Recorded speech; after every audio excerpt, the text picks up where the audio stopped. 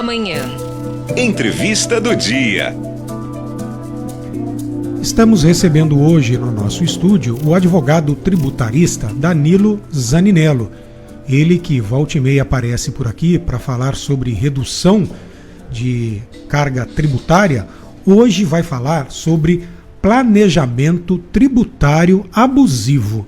Danilo, bom dia primeiramente, tudo bem? Olá, bom dia aos ouvintes, bom dia ao pessoal aqui do estúdio, mais uma vez é um prazer estar com vocês. Danilo, planejamento tributário abusivo. Para mim soa estranho o termo, eu que não sou da área do direito, como é que um planejamento tributário pode ser abusivo? Bom dia. Uma coisa que sempre é posto em pauta, principalmente para quem atua mais diretamente na área, são algumas diferenças, né, em planejamentos tributários. Nós temos duas máximas aí, é a evasão fiscal e a elisão fiscal. A evasão é quando a empresa forma um planejamento com o intuito simplesmente de não pagar impostos, seja através da não emissão de notas fiscais, né, da sonegação diretamente ali, ou na não transmissão de documentos, ou às vezes até na famosa meia nota, né, emite uma nota com valor mais baixo para pagar menos imposto.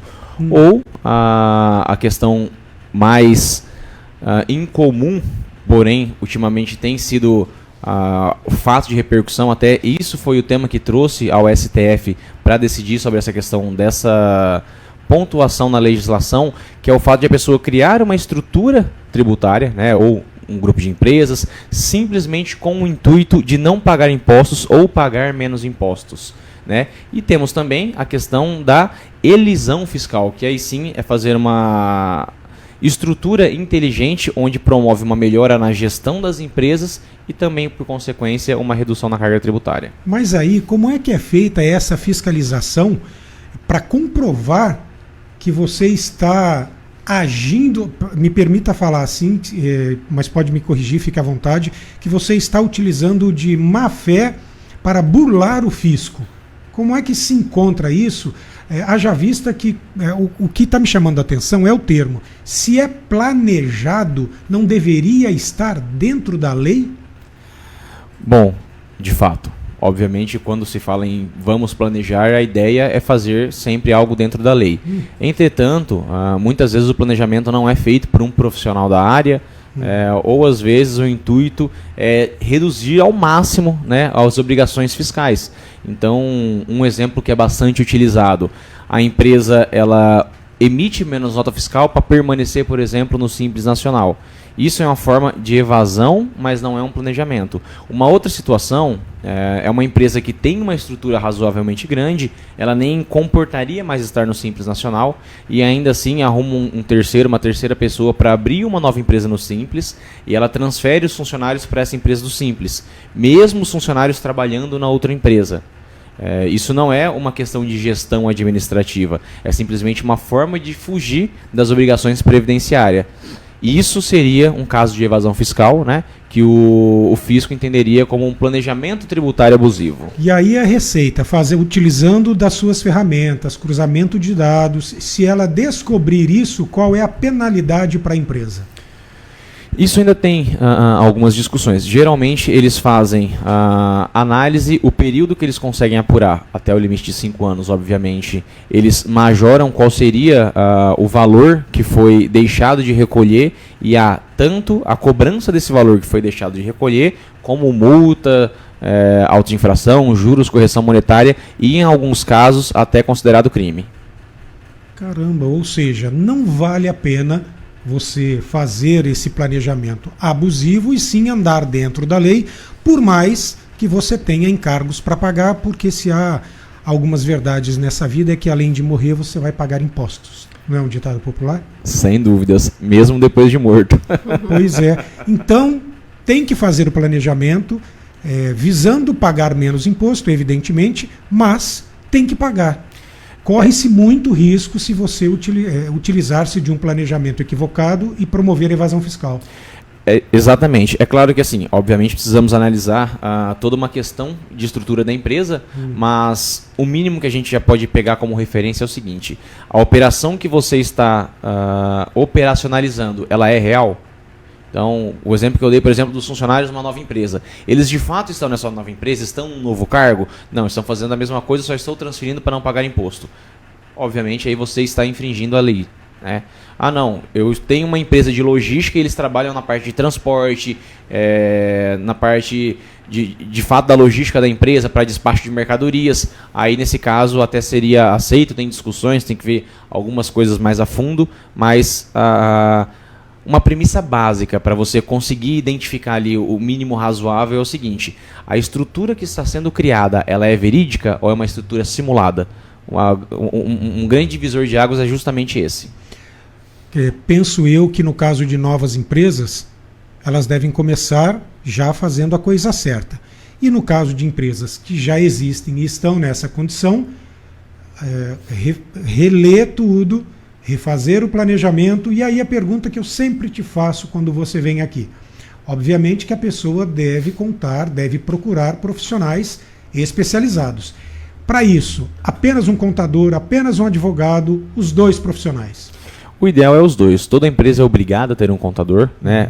O contador costuma, geralmente, ser até um pouco mais conservador quando o tema é essas questões de planejamento tributário, até porque o contador também tem responsabilidade sobre os atos praticados, principalmente quando a questão é uma evasão fiscal, é fugir da obrigação de pagar impostos. Existe uma série de regulamentações que defendem também o contador por ele ser, de certa forma, um prestador de serviço e aceitar as ordens, né, do cliente, mas ele também tem algumas responsabilidades sobre essa estrutura que é criada. E eu imagino também que, no caso de uma empresa que já existe e esteja, ou seja, pega num planejamento tributário abusivo, além das sanções, ela ainda vai ter que contratar um advogado e vai ficar num prejuízo um pouco maior. Sem dúvida. E, obviamente, a cobrança de honorários, até pela complexidade do trabalho, para uma defesa de uma situação dessa, é muito mais caro do que os honorários para um planejamento. E estamos falando de tudo e quanto é tamanho de empresa. Empresas do Simples Nacional, geralmente, eles já têm uma vantagem fiscal e eles não têm um sistema que nós chamamos de não cumulativo, que é a questão de crédito e débito. Nós já falamos um pouco sobre isso. Empresas do Simples Nacional, geralmente, só se enquadram na evasão fiscal quando, de fato, sonegam diretamente, quando não pagam impostos ou quando emitem notas fiscais abaixo do valor. E outra coisa que é importante a gente sempre trazer é que, por mais que o fisco não tenha fiscais disponíveis para fiscalizar todas as empresas, eles têm um sistema hoje digital muito bem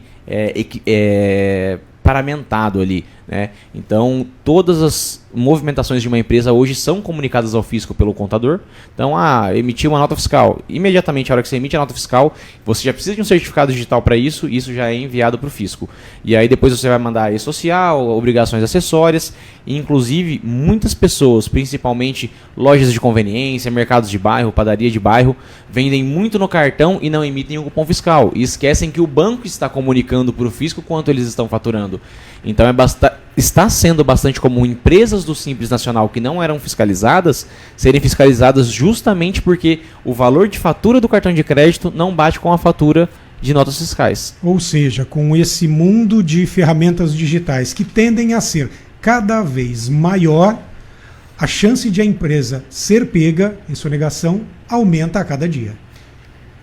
Eu não sei se felizmente ou infelizmente, é claro que é triste a gente pensar em um empreendedor, né, que está sendo aí fiscalizado e sofrendo algumas sanções. É um pouco triste, porque às vezes são empregos que também são afetados por isso. Em contrapartida, se não é fiscalizado, nós estamos penalizando aquelas pessoas que agem, né, em conformidade, que também estão gerando empregos. E muitas vezes as pessoas que agem em conformidade não conseguem se manter justamente pelas pessoas que atuam de forma errada.